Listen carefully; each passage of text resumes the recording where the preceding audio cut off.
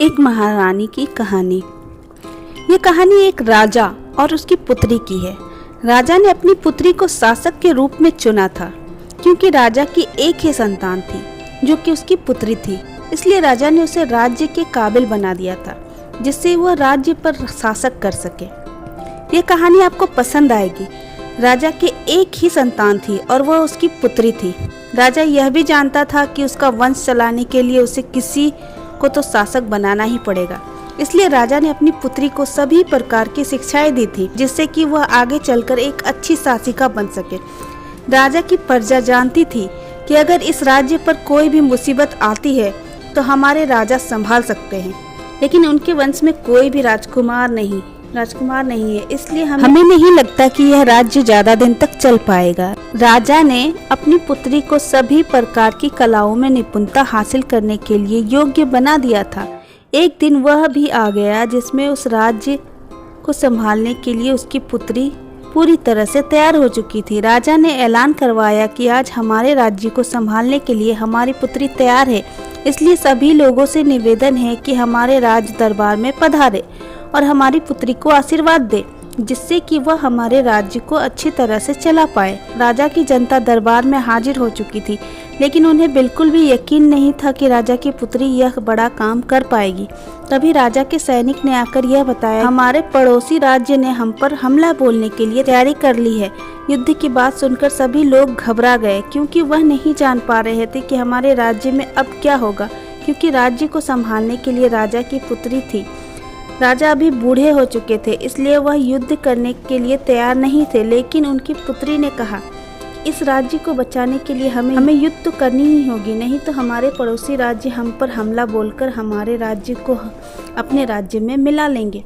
राजा को यह भी चिंता हो रही थी कि हमारी पुत्री युद्ध में विजय हासिल कर पाएगी या नहीं, लेकिन राजा ये जानते थे कि मैंने अपनी पुत्री को सभी कलाओं में निपुणता हासिल करने के लिए कहा था। सेनापति ने आदेश दिया कि सभी सैनिक जल्द से जल्द तैयारी कर ले क्योंकि हमारे पड़ोसी राज्य हम पर कभी भी हमला बोल सकते हैं। राजा ने कहा, आज तो तिलक का दिन था, लेकिन आज हमारे सामने यह समस्या खड़ी हो गई है। इस समस्या को दूर करने के लिए युद्ध के अलावा कोई दूसरा रास्ता नजर नहीं आ रहा था, इसलिए युद्ध करना तो जरूरी हो गया था। राजा के सेनापति ने सभी प्रकार की तैयारी कर ली थी। तभी कुछ ही देर में युद्ध आरंभ हो गया और इस तरह युद्ध चलता रहा। युद्ध के दौरान राजा की पुत्री ने बहुत अच्छा प्रदर्शन किया। उसने अपने सैनिकों को बचाते हुए युद्ध में काफ़ी महारत हासिल कर ली थी। राजा को विश्वास नहीं हो रहा था कि उसकी पुत्री इतना अच्छा युद्ध कर रही है और विजय होती हुई चली जा रही है। जब युद्ध समाप्त होने को आया तो राजा की पुत्री विजेता हो चुकी थी और दूसरे राज्य के राजा को बंदी बना लिया था। एक राजा एक महारानी से हार चुका था। जब सेनापति राजा के पास आए और कहने लगा कि मैंने आपकी पुत्री को लड़ते हुए बहुत अच्छी तरह से देखा है, वह सभी को बचाती हुई युद्ध कर रही थी और हमने दूसरे राज्य के राजा को बंदी बना लिया और हमारी जीत हो चुकी है। राजा को जब यह बात पता चली तो वह बहुत खुश हुए और उन्हें लगा कि हमारे राज्य को संभालने के लिए हमारी पुत्री काबिल हो चुकी है। राजा यह भी जानते थे कि हमारे सेनापति भी युद्ध करने में कम नहीं हैं, लेकिन राज्य के शासक के रूप में हमें किसी न किसी को तो चुनना ही होगा। इसलिए राजा ने अपनी पुत्री का ही चुनाव किया था। राजा की जनता भी राजा की पुत्री की अब तारीफ कर रही थी। उन्हें अब यकीन हो गया था कि अब हमारा राज्य सुरक्षित हो गया है।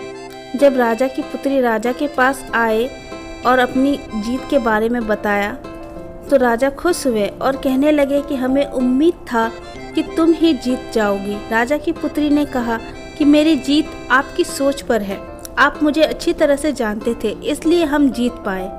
आपका विश्वास हमारे ऊपर इतना था कि हम हार नहीं सकते थे।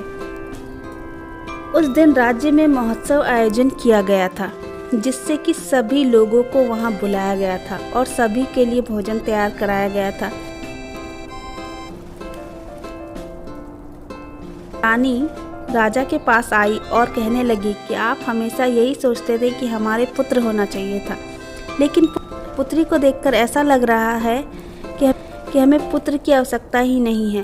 राजा ने रानी से कहा कि तुम ठीक कहती हो, हमारी पुत्री में सभी प्रकार की काबिलियत मौजूद है, इसलिए वह हमारे राज्य को अच्छी तरह से संभाल सकती है और हमारा राज्य सुरक्षित भी हो सकता है।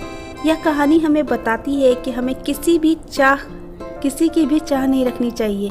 हमें जो भी भगवान से प्राप्त है उसे काबिल बनाना चाहिए, क्योंकि ऐसा करने से आप उसका भविष्य बनाते हैं, जिससे उसका नाम भी रोशन होता है। इसलिए कभी भी अपनी इच्छा से कुछ भी नहीं सोचना चाहिए, बल्कि जो हमारे पास है उसके बारे में सोचना चाहिए।